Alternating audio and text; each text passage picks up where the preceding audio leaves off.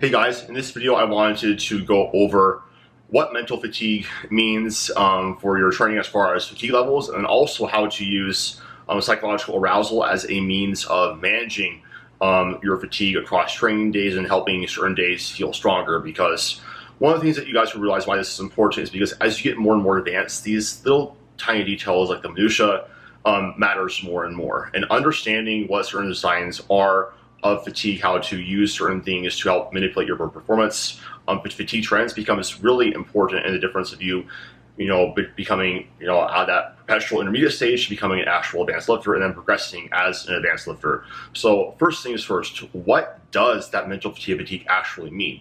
Now, I want to preface this as, this is in the context of you've proven to yourself you like lifting, you've been consistent for years on end.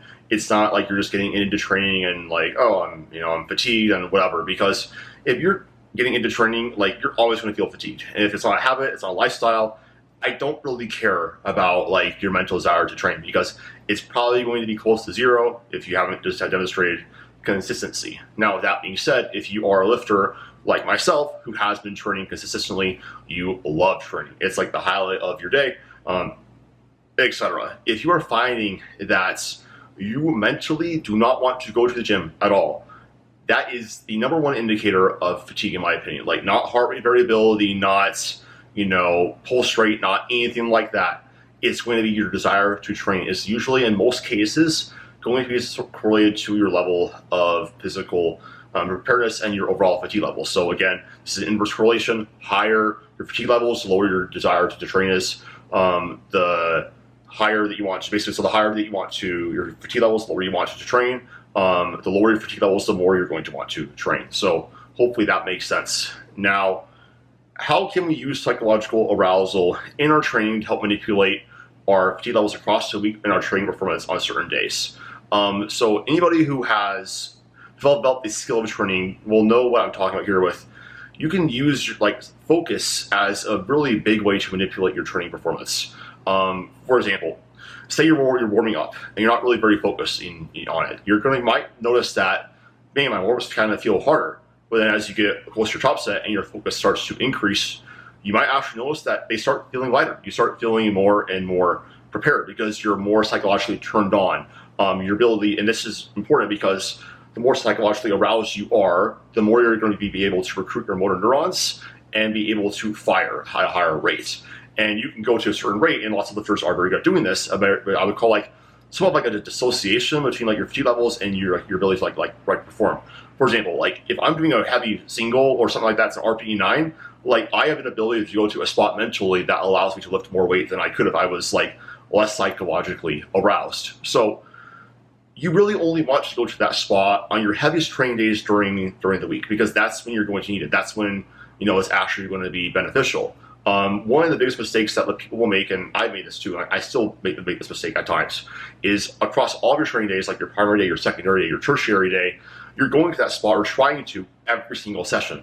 This is problematic because you're going to be having those higher fatigue bumps than you would like to on your secondary, tertiary days. And it's okay for those to be lower performing days. In fact, they're kind of expected to. That's why they're called secondary days. And allowing for yourself to be a little bit less psychologically aroused.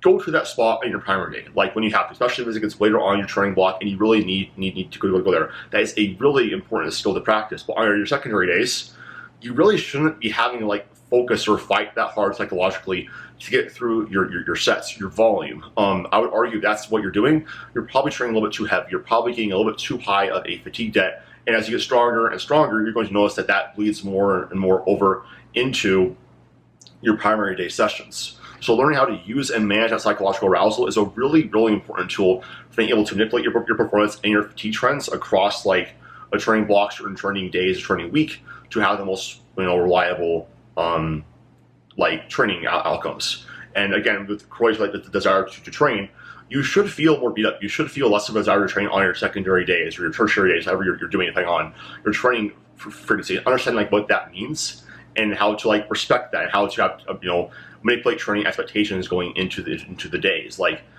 Every day across the training week, a tertiary day, a secondary day is just trying to bridge that gap in between your primary session and then it happens again.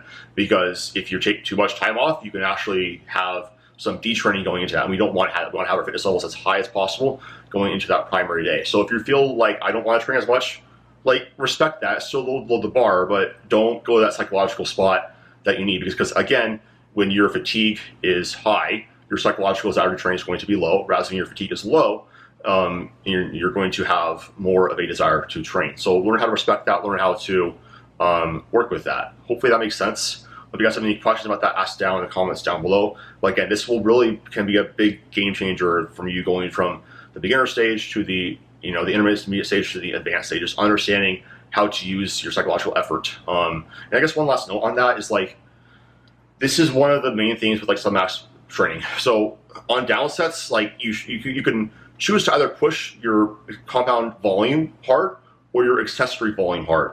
And I would argue that you will probably want to push your compound volume harder on lifts that you're able to look more better leverage to, or things that you can basically tolerate more from like a joint connective tissue perspective. Or you can choose to push your accessories. You can't push like both.